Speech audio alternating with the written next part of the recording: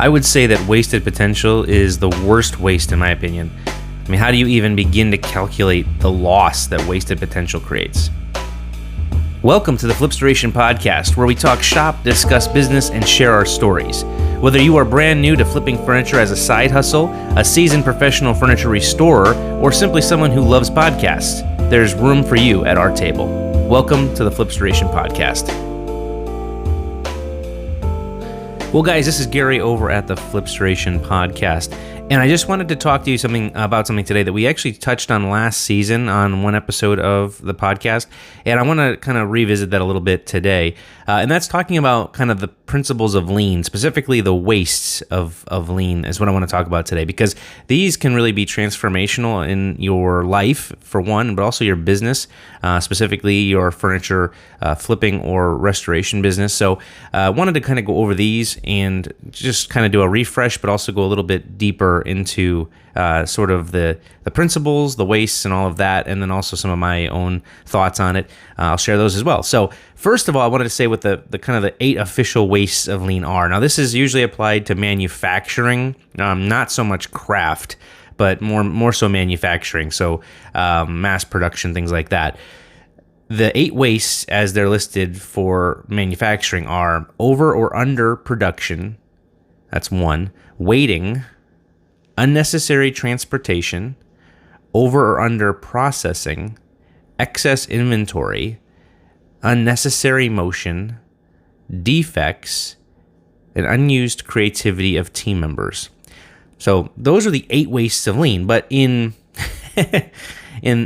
trying to be more lean and knowing how my mind won't remember those and how it's a little hard to apply that to craft and to furniture refinishing, restoration, and all of that, I kind of boil it down to 4 things that I kind of want to take away and make something I can remember, because there's no point in any of this if we don't actually apply it and remember it in our daily life. It's great to know these 8 wastes exist, but if I was to say, okay, tell them back to me now, you might remember 2 or 3 of them. I doubt you would remember all of them. I'm talking about them, and I probably couldn't even, tell them back to you. So we don't want to have flashcards for everything we're going to apply to our life and business. So the 4 wastes that I focus on, I've kind of boiled it down to wasted time, wasted effort, wasted resources, and wasted potential. It's just easier for me to remember. I don't even have to try. For some reason, that just comes to my mind. I don't have to think about it. So that is the way I kind of process those 8 wastes. And really, when you think about it, most of the 8 wastes that I mentioned can be kind of put into one of those baskets of the 4 that I sort of focus on.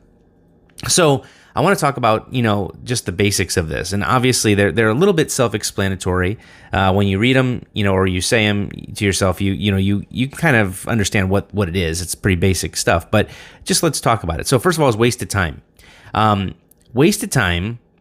Time is one of those things. I mean, we all know this. Again, this is not cutting edge stuff. This is stuff we all kind of know. Whether or not it changes us is up to us. But wasted time. Time is something that we can't get back. So it's as we spend it, it's gone forever. Right now is the time I'm using to speak to you. This is time that is going away. And I'm hoping that investing this time into something will provide compound interest. And that's how we should be using our time. If we just spend our time, similar to how we use our money, if we just spend our money, it's gone. But if we invest it, then suddenly it pays dividends and kind of creates that compounding effect. So wasted time is just doing something that is obviously not the best way to do it. It's, just I'll give you an example of a story. Paul Akers, he owns the company FastCap. They create tools and a lot of amazing products. You should definitely look them up. FastCap on social media or find them on fastcap.com. But Paul Akers kind of has become kind of a lean Jedi. he's sort of just really known. He's written some books on lean, and he is known within kind of the trades as sort of being someone who really preaches the lean gospel and does it in a way that I think is more accessible to most people. It's not so corporate, I would say. It's a little simpler. And so he shared a story in his book, 2 Second Lean, which, by the way, the principle of that book, and just in the title, is that if every day we could improve something we do by 2 seconds, every single day, 2-second improvement, that we would transform our lives. And it's true. So anything you're doing, if you think of it that way, it's those little bites. Sometimes we try to do way too much and too big of an impact too quickly. And sometimes it's better to just take little bites. So in 2-Second Lean, that's was his first book he wrote. He talks about a simple, just a simple story that he has where every morning he would make his tea and he would put cinnamon and sugar in his tea. And so he had a hot water spigot in his kitchen, and he would go over with his mug and fill up the water and put the tea bag in it. And then he would go over and get the cinnamon out and put the cinnamon in. And then he had, I think he actually used Splenda. I'm not sure if that's true or not, but he would have packets, and he would open up a certain number of packets and put them in. And he just one day realized that the motion of walking around in the kitchen back and forth to the different places that these things were, and then also just the activities of, the cinnamon by itself, and then ripping the packet for the sugar or Splenda and putting that in and throwing walking to the trash can, putting the Splenda packets away. All of that was waste. Now, it's so small that most of us would think it's like, who cares? Like, it's seconds. It's not even a big deal.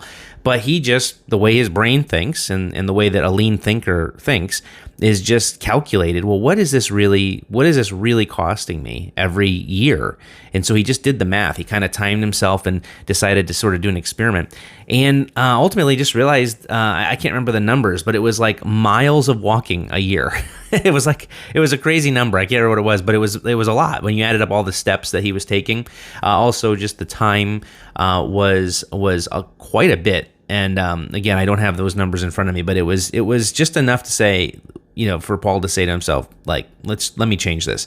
So he decided to, the part I remember the best was when he decided to actually pre-mix the cinnamon and his sugar or Splenda together into a shaker, a dispenser that could, as he's doing one, he's doing both. So he did it with a ratio, and he kind of mixed it all in, and he was able to make it so that it was like a one-stop. And also, by not using the packets, there's the waste of, obviously, the paper, the recycling aspect of it, like the waste of that. He was eliminating that. He would just buy it in bulk and save money there, so eliminating wasted money to purchase it. But then also, again, as I'm listing it, you just realize like how many little things that one tiny when you target even one tiny thing, it's amazing how many different wastes you can find. So that was what he did. He decided to just streamline how he made his tea every morning, and it was amazing when you really break down what that saves a person. So that's wasted time. And then the next waste is wasted effort. And again, I touched on a little bit of that in that story, but wasted effort is just doing something that in struggling when you don't need to. I think this is something a lot of people do. It's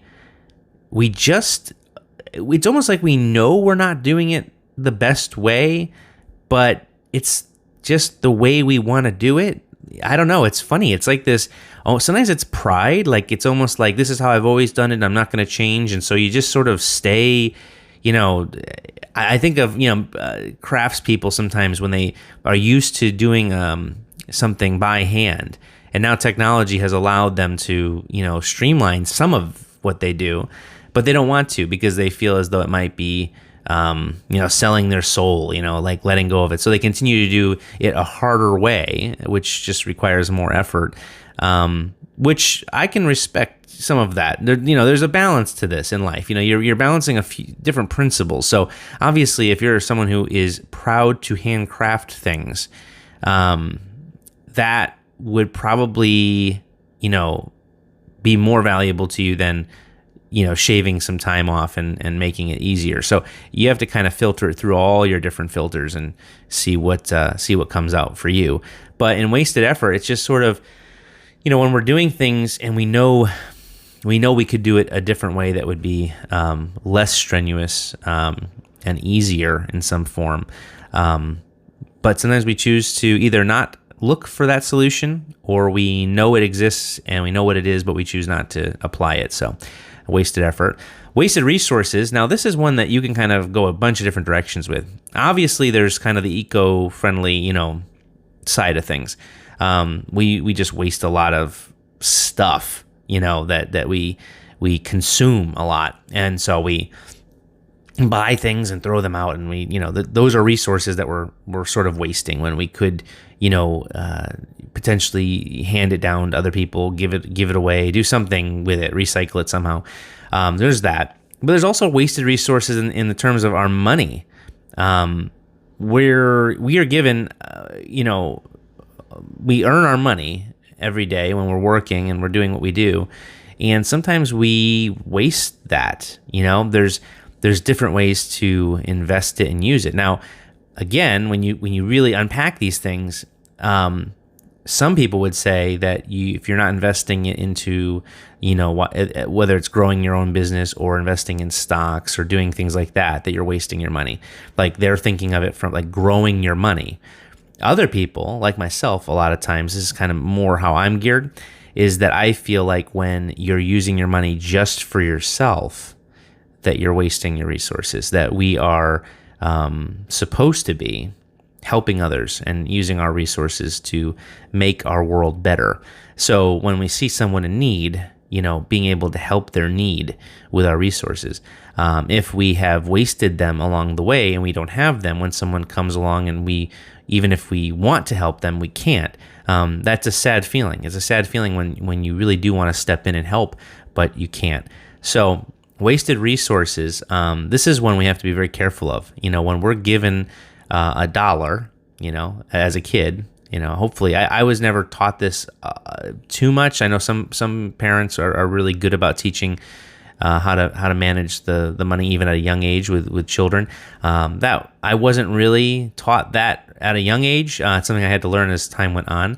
But if you have $1, what's the best way that you can use that dollar?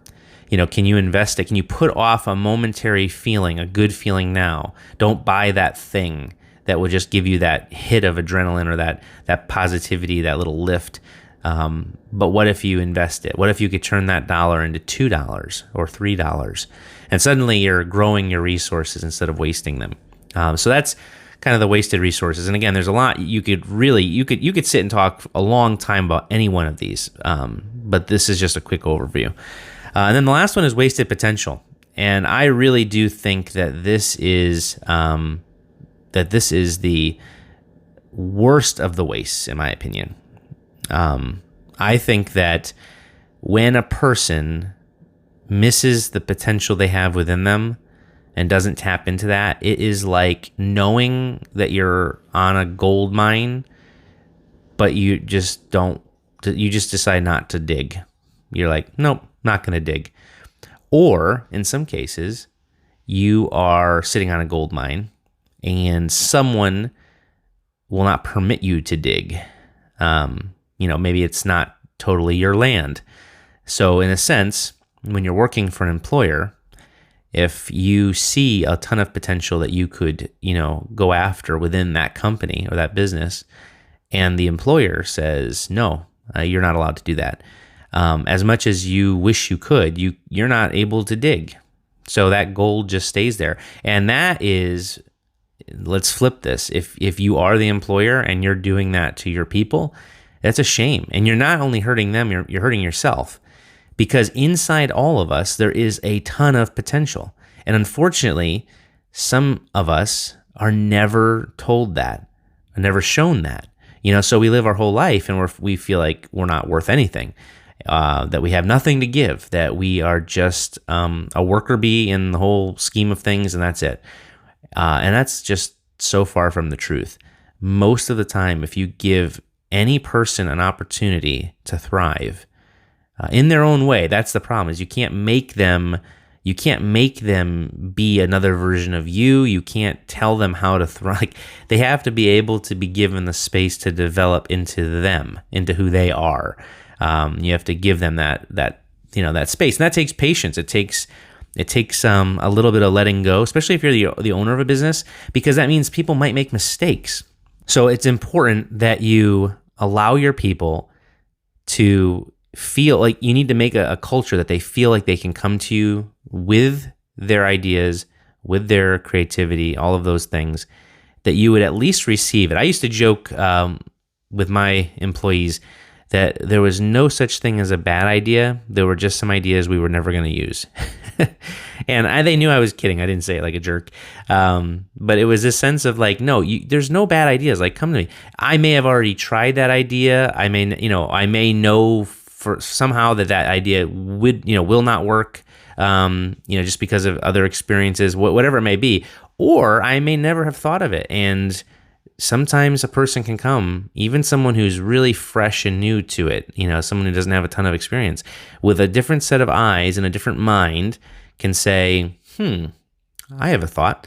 And sometimes that thought can change a company. It can change an entire company's future.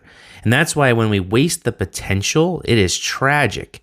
Because, so many of the companies we know today, we don't necessarily know all the inner workings, but there were moments along the way that somebody in those organizations, sometimes it was the founder at the beginning, but then along the way it was, people who worked for the founder, that just had those moments of their own version of genius. And they were able to transform the company, and take it somewhere that it wouldn't have gone if that potential had been wasted. So those are the 4 wastes. Now I want to go back really quick and just share one other story. I remember visiting a friend of mine. His name is Brian. He owns Kaizen Inserts. You can find them on Instagram as well. And they create foam inserts for toolboxes, to those sustainer toolboxes, like for Festool and for all the different tool companies that they have, those lockable cases.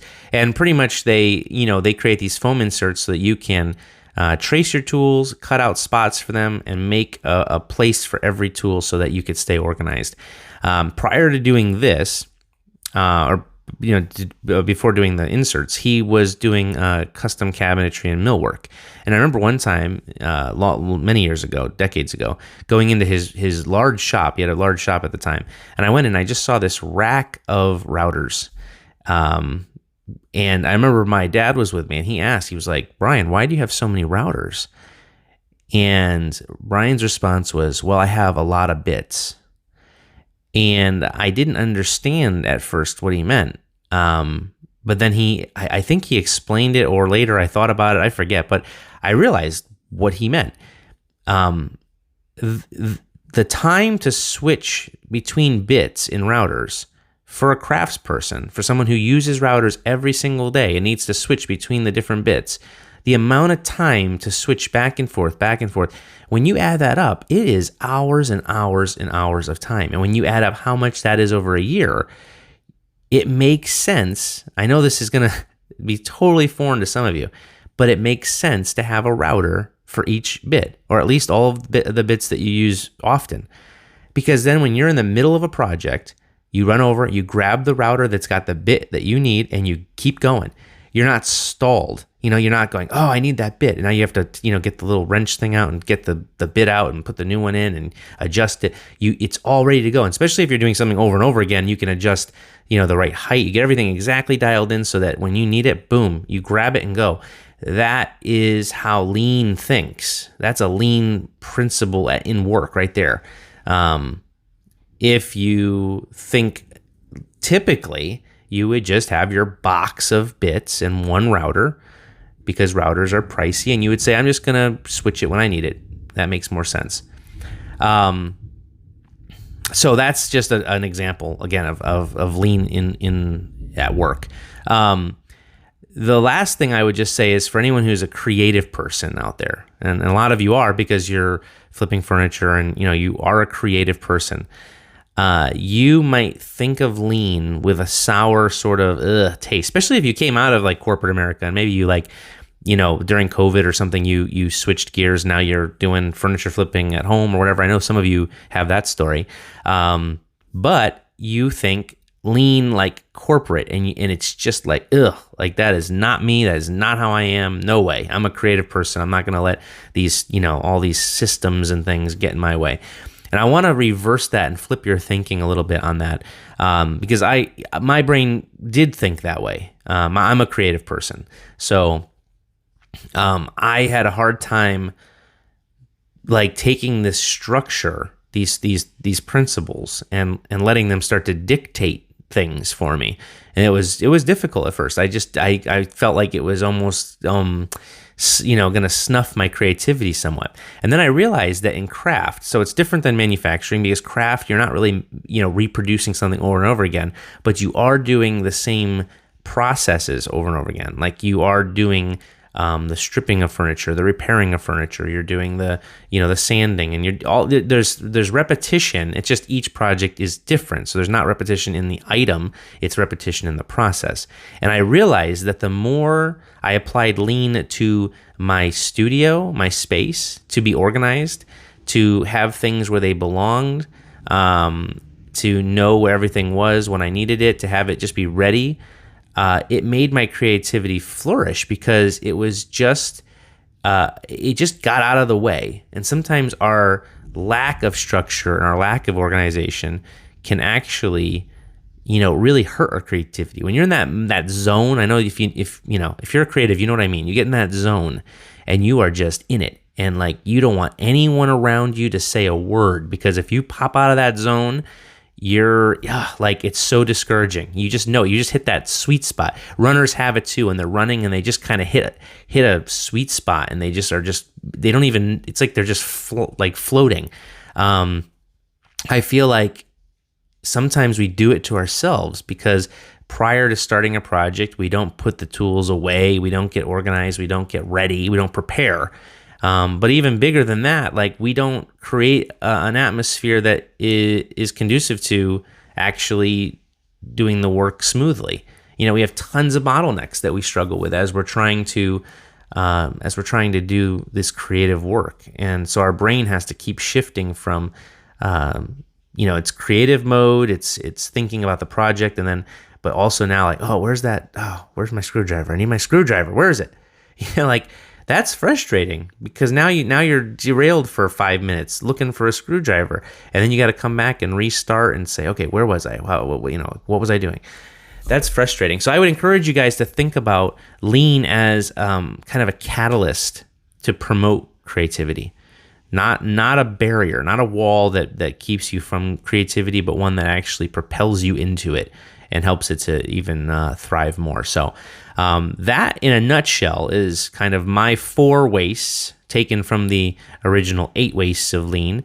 And I really do hope that someone listening, that you guys, really do take some of this to heart, apply lean to your lives, because whether it's in your business or whether it's in your personal life or both, lean is something that really can transform you, because it helps you to start seeing waste in everything you do and everything that you are around. And once you see it, you can't unsee it. And so then change happens. Thanks, guys. The Flipstoration Podcast is sponsored by Stripwell. Stripwell makes the QCS line of products. If you're looking for a furniture stripper that is safe for you, safe for your projects, and safe for the planet, then look no further than QCS Finish Remover and the QCS Surface Cleanser. That is the QCS system, and that is what you're looking for. So check it out at stripwell.com, and be sure to subscribe to the Flipstoration Podcast.